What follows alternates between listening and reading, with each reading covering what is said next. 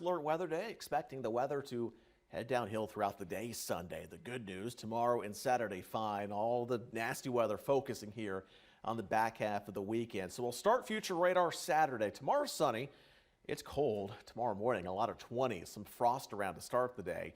The clouds increasing and we turn mostly cloudy as we head throughout Saturday. But outdoor plans throughout Saturday should stay dry. A lot of the rain is staying to our south. At most, maybe a couple showers late in the day.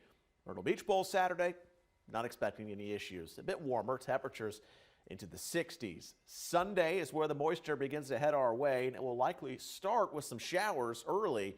Then it will turn steady and heavy at times throughout the day Sunday. Still some timing differences between the models. Some bringing the heavy rain in as early as 6 to 7 a.m. Others waiting for a few more hours. And future radar is a little bit slower, shows the rain arriving by lunchtime.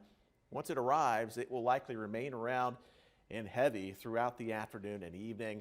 And it's not until well after sunset as the system begins to lift to our north and take the rain with it. Some lingering showers through the pre-dawn hours of Monday.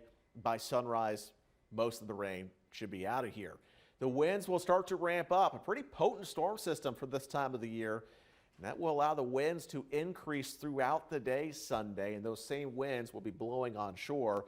It's going to help to push the tides a bit higher around high tide. And the thing we'll need to watch in these flood-prone spots is what time do we see our strongest winds. If the system arrives a little bit earlier in the day, we could see our strongest winds closer to these high tides, which are the late morning to around lunchtime. If the system's a little slower, the tide will be heading down as the winds start to pick up. So we'll need to fine-tune that as we head a little closer.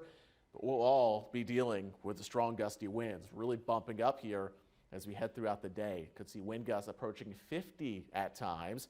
And even our areas well inland could be gusting in that 40-45 range.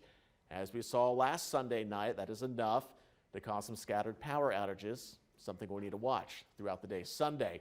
Rain totals 2 to 4 inches. It is certainly a soaking rain. Not expecting long-term flooding issues from this amount, but it does come down in a hurry, which means it overwhelms the drainage systems and could see some water back up onto the roadways as that heavy rain is coming down. So let's take you through the weekend. Tomorrow, the only issue is the cold start. 20s to right around 30 early tomorrow morning. We head into Saturday, the clouds begin to increase. Turns a little breezy at times through the day Saturday, and the winds ramping up as we go into Sunday, our first alert weather day for the round of widespread heavy rain, winds gusting up around 50, and the coastal flooding, that high tide late morning on Sunday.